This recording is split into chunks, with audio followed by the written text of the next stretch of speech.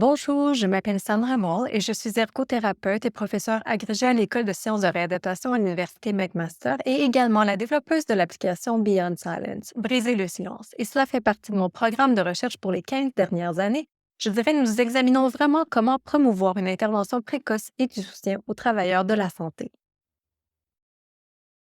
Bonjour à tous, je suis Sheila Adanki et je suis titulaire d'un doctorat travaillant avec le Dr Sandra Moll sur le programme Briser le silence. Et beaucoup de travaux sur Briser le silence ont fait partie de mon doctorat, de ma thèse aussi. Et comme Sandra l'a mentionné, ce fut une aventure merveilleuse en essayant d'être en mesure de développer des soutiens pour les travailleurs de la santé.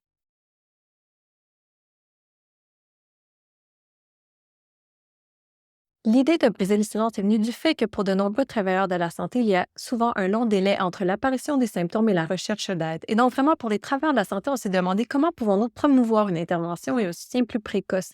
Et en ce moment, le système de santé est en crise. Il y a beaucoup de travailleurs de la santé qui luttent et nous essayons de réfléchir à des outils pour pouvoir les aider à obtenir le soutien dont ils ont besoin en temps opportun.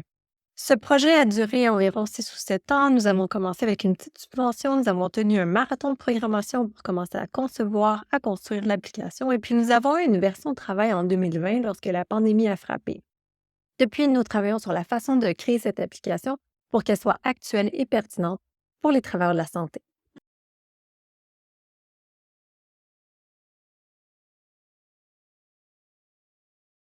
L'application a été construite sur les principes de conception de base de fournir des soins au personnel soignant et il a incorporé des principes tenant compte des traumatismes. Il a également incorporé des informations provenant de ressources factuelles pour développer les articles pertinents pour les luttes des travailleurs de la santé.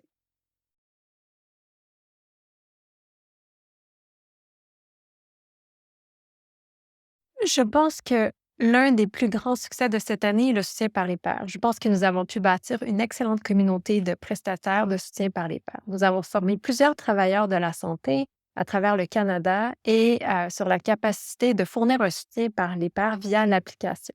Je pense que la prochaine chose est de pouvoir étendre la mise en œuvre dans les organisations et être en mesure d'étendre et d'atteindre les organisations de soins de santé rurales, éloignées, différents types d'organisations de santé diverses, comme les hôpitaux, les centres d'hébergement, de soins de longue durée, les soins communautaires, des endroits comme ça.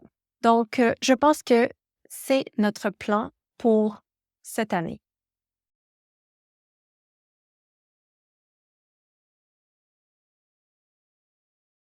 Au sein même de l'organisation, vous pouvez développer des ressources personnalisées et ressources locales conçues pour vos employés. Et l'application est complètement privée. Nous ne recueillons aucune information des employés sur ce qu'ils sont.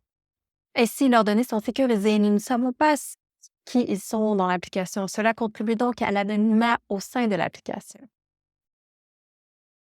Et cela fait en sorte que les gens se sentent plus en sécurité pour utiliser cette application.